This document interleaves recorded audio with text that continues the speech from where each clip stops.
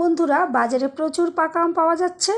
আজ আমি আপনাদের সাথে শেয়ার করব সুজি ও পাকা আম দিয়ে খুবই সহজভাবে ও কম সময়ের মধ্যে দুর্দান্ত স্বাদের সুজির ম্যাঙ্গো মিল্ক কেক কীভাবে তৈরি করবেন তারই একটা অসাধারণ রেসিপি।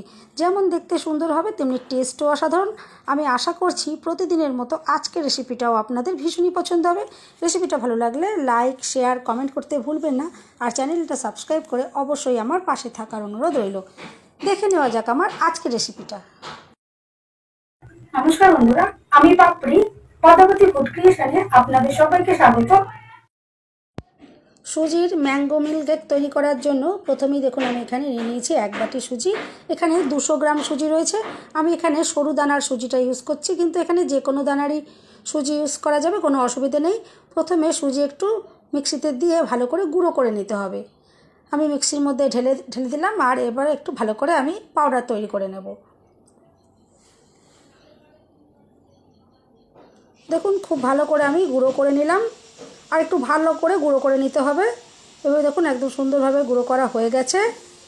আমি এরপরে এই সুজির গুঁড়োটা একটা বাটির মধ্যে ঢেলে নিচ্ছি।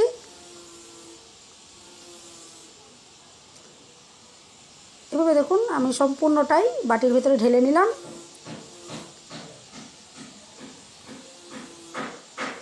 আর এরপরে এখানে আমি দিয়ে দেব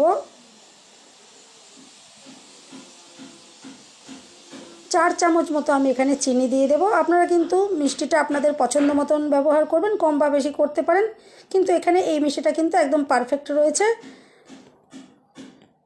আর এরপর আমি দিয়ে দিচ্ছি স্বাদ মতো নুন। যে কোনো মিষ্টি আইটেমে কিন্তু অবশ্যই একটু নুন দিতে হয়, তাহলে কিন্তু টেস্টটা খুবই অসাধারণ আসে। এরপর কেকগুলোকে টেস্টি বানানোর জন্য আমি এখানে দিয়ে দিচ্ছি 3 চামচ গুঁড়ো দুধ। অবশ্যই কিন্তু গুঁড়ো দুধটা দেবেন, তাতে কিন্তু কেকগুলো খুবই সুন্দর তৈরি হবে। এরপরে শুকনো উপকরণ আমি একটু ভালো করে মিশিয়ে নিচ্ছি। আর এইভাবে শুকনো অবস্থাতে কিন্তু ভালো করে একটু মিশিয়ে নিতে হবে, যেহেতু গুঁড়ো দুধ এখানে রয়েছে, নাহলে কিন্তু এখানে দলা পাকিয়ে যাওয়ার একটা সম্ভাবনা থাকে। সেই জন্য আমি ভালো করে শুকনো উপকরণগুলো ভালো করে একটু মিশিয়ে নিলাম। আর এরপরে যে বাটি মেপে আমি সুজিটা দিয়েছি, সেই বাটি মেপেই 1 বাটি আমি এখানে লিকুইড দুধ দিয়ে দিলাম। আর এরপরে কিন্তু ভালো করে একটু নাড়াচাড়া করে মিশিয়ে নিতে হবে। দুধটা দেওয়ার পরে একটু দলা পাকিয়ে যাচ্ছে সুজিগুলো, সেই জন্য চামচ দিয়ে একটু ভালো করে একটু মিশিয়ে নিতে হবে, যাতে দলাভাবগুলো না থাকে। আমি একটু ভালো করে একটু মিশিয়ে নিচ্ছি।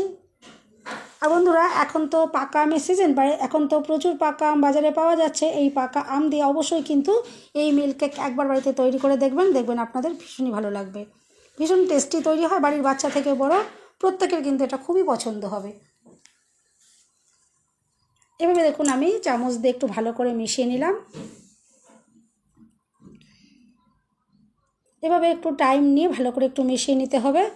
আর আমি এখানে কিন্তু দুধটা ঠান্ডা দুধ ইউজ করেছি, কোনো হালকা গরম বা গরম দুধ আমি ইউজ করিনি। এরপরে একটা চাপা দিয়ে আমি 15 মিনিটের জন্য রেস্টে রেখে দেবো, ততক্ষণে বাকি কাজগুলো একটু সেরে নিতে হবে। এরপর দেখুন আমি এখানে একটা পাকা আম নিয়েছি। এই আমটা প্রথমে একটু আমি কেটে নেব। এভাবে দেখুন সাইড থেকে আমি একটু কেটে নিচ্ছি। আর এখানে কেক তৈরির জন্য আমি কিন্তু এই সম্পূর্ণ আমটাই ব্যবহার করব। একটা গোটা আম দিয়েই কিন্তু আমি কেকগুলোকে তৈরি করব। আর এই আমের ফ্লেভারটা কেকের মধ্যে এতটাই অসাধারণ লাগবে, আপনারা কিন্তু একবার যদি না তৈরি করে খান তাহলে কিন্তু বুঝতে পারবেন না।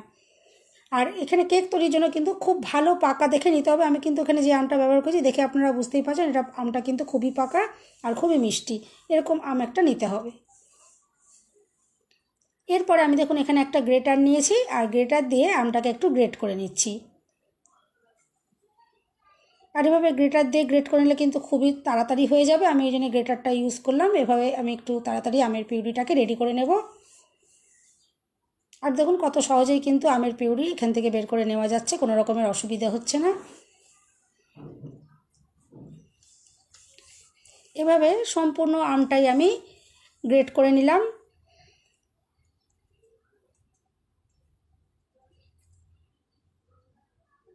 আর এখানে 200 গ্রাম সুজির জন্য একটা আমি কিন্তু ঠিকঠাক আছে, কোনো রকম অসুবিধা হবে না। আর চাইলে কিন্তু আপনারা আরও আধখানা আমও এখানে দিতে পারেন, কোনো অসুবিধা নেই। আমি এখানে একটা আমি ইউজ করলাম। পিউরিটা একদম দেখুন রেডি হয়ে গেছে।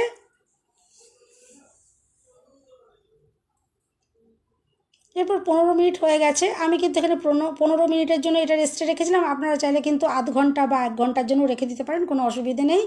আর এরপরে আমের পিউরিটা আমি সুজির সাথে মিশিয়ে নিচ্ছি। আর এতে দেখবেন সুন্দর একটা হালকা কালারও আসবে, খুবই দেখতে ভালো লাগবে। যেমন দেখতে ভালো লাগবে তেমনি কিন্তু খেতেও খুবই সুন্দর হবে, যেহেতু আমের ফ্লেভার এই কেকের মধ্যে পাওয়া যাবে, ভীষণই সুন্দর লাগবে। আমটা দেওয়ার পর আমি একটু ভালো করে একটু দেখুন মিশিয়ে নিলাম।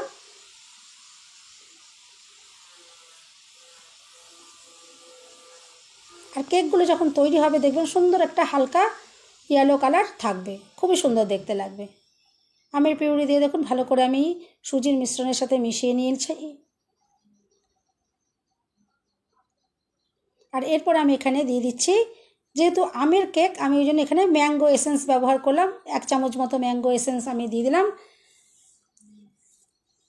কিন্তু ঘরে যদি না থাকে না দিলেও হবে, কারণ যেহেতু ফ্রেশ আম দিয়ে কেক তৈরি হচ্ছে, আমের ফ্লেভার কিন্তু এখানে অটোমেটিকই পাওয়া যাবে। এরপর আমি একটা কড়াই, একটা স্ট্যান্ড দিয়ে আর একটা স্ট্যান্ডের ওপরে একটা থালা দিয়ে দিলাম, আর একটা ওপর থেকে চাপা দিয়ে দেবো। আমি হাই ফ্লেমে 10 মিনিট খুব ভালো করে গরম করে নেব। এভাবে কড়াইটা ততক্ষণে গরম হতে থাক, আর ততক্ষণে বাকি কাজগুলো আমি করে নিচ্ছি। এদিকে দেখুন আমি কয়েকটা ছোট ছোট বাটি নিয়ে নিয়েছি। এই বাটির মধ্যেই কিন্তু কেকগুলো তৈরি করব। আর বন্ধুরা, আপনারা কিন্তু যে কোনো বাটির মধ্যেই কেক তৈরি করতে পারেন, কোনো অসুবিধা নেই, কোনো বড় জায়গার ভেতরেও করতে পারেন। আমি এখানে ছোট ছোট বাটি ইউজ করলাম। আর এখানে আমি নিয়ে নিলাম 1 প্যাকেট ইনো। ইনোটা দেওয়ার পর খুব ভালো করে মিশিয়ে নিতে হবে, যাতে সুজির মিশ্রণের সাথে খুব ভালোভাবে ইনোটা মিশে যায়। আর ইনোটা মেশানোর পর ব্যাটারটা দেখবেন কতটা সুন্দর ফ্লাফি হয়ে উঠবে। এর ফলেই কিন্তু কেকগুলো খুবই স্পঞ্জি ফ্লাফি তৈরি হবে। এভাবে দেখুন আমি খুব ভালো করে মিশিয়ে নিলাম।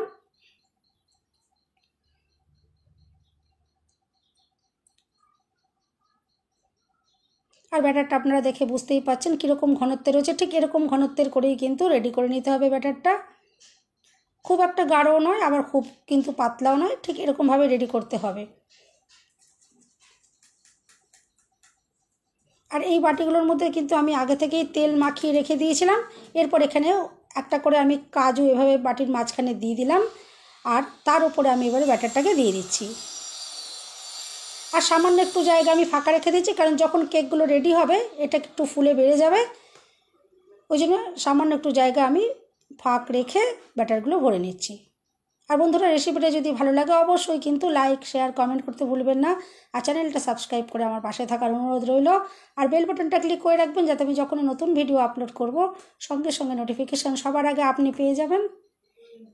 এভাবে দেখুন আমি 5টা বাটি এখানে রেডি করে নিলাম।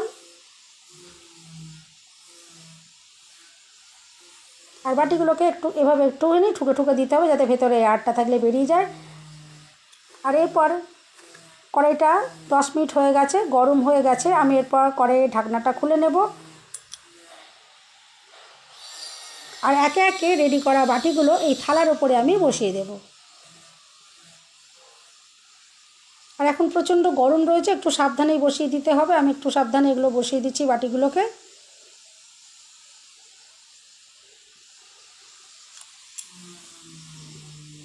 এভাবে একে একে বাটিগুলো আমি বসিয়ে দিলাম।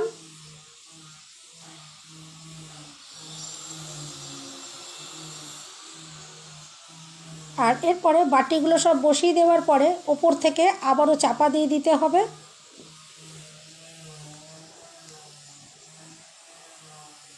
আর ওপর থেকে চাপা দেওয়ার পর আমি গ্যাসের ফ্লেমটা একদম লোয়েতে করে দেব। গ্যাসের ফ্লেম লোয়েতে করে আর 20 মিনিট বেক করে নিতে হবে। মাত্র 20 মিনিটের মধ্যে কিন্তু কেকগুলো একদম সুন্দরভাবে রেডি হয়ে যাবে। এরপর দেখুন আমি চাপা দিয়ে দিলাম, আর 20 মিনিট আমি বেক করে নেব। আর 20 মিনিট পরে আমি আপনাদেরকে দেখাবো, দেখুন কেকগুলো কতটা সুন্দর তৈরি হয়েছে। 20 মিনিট হয়ে গেছে, দেখুন কেকগুলো একদম রেডি হয়ে গেছে, আর কতটা সুন্দর কালার এসে গেছে। আমি একটা কাঠি দিয়ে দেখুন চেক করে দেখে নিলাম, কাঠির গায়ে কিন্তু ব্যাটার আটকায়নি, তার মানে কেকগুলো একদম রেডি হয়ে গেছে। এরপর কেকগুলো আমি নাবিয়ে ঠান্ডা করে তারপরে আমি আপনাদেরকে দেখাবো। দেখুন এখন একদম ঠান্ডা হয়ে গেছে। আর গরম অবস্থায় কিন্তু এগুলোকে একদমই বার করা যাবে না, কারণ গরম অবস্থায় বার করতে গেলেই কিন্তু ভেঙে যাবে। সেই জন্য যতক্ষণ না ঠান্ডা হচ্ছে ততক্ষণ বার করা যাবে না। এগুলো এখন দেখুন সম্পূর্ণ ঠান্ডা হয়ে গেছে, আর আমি বার করে আপনাদেরকে দেখালাম। দেখুন কতটা সুন্দরভাবে রেডি হয়ে গেছে। এভাবে আমি প্রত্যেকটা বাটির থেকেই বার করে নিচ্ছে। দেখুন কত ইজিলি বেরিয়ে যাচ্ছে, আর বাটিটাও কিন্তু একদম পরিষ্কার হয়েছে, বাটির মধ্যে কিন্তু কোনো রকম ব্যাটার আটকে যাচ্ছে না। আর দেখুন একদম সুন্দরভাবে রেডি হয়েছে, আর কালারটা কিন্তু যে কতটা দুর্দান্ত এসেছে সেটা আপনারা কিন্তু দেখেই বুঝতে পারছেন। সুন্দর একটা ম্যাঙ্গোর হালকা একটা ইয়েলো কালার এখানে রয়েছে, আর কতটা যে নরম স্পঞ্জি ফ্লাফি তৈরি হয়েছে সেটা দেখেই বুঝতে পারছেন। ভীষণই নরম তুলতুলে তৈরি হয়েছে, আর তেমনি কিন্তু ভীষণই টেস্টি। আর এই কেক কিন্তু অবশ্যই একবার বাড়িতে নিজের হাতে তৈরি করবেন, কারণ এইরকম কেক কিন্তু দোকানে কিনতে পাওয়া যাবে না, বানিয়েই খেতে হবে। আর বানিয়ে খাওয়ার কিন্তু মজাটাই আলাদা।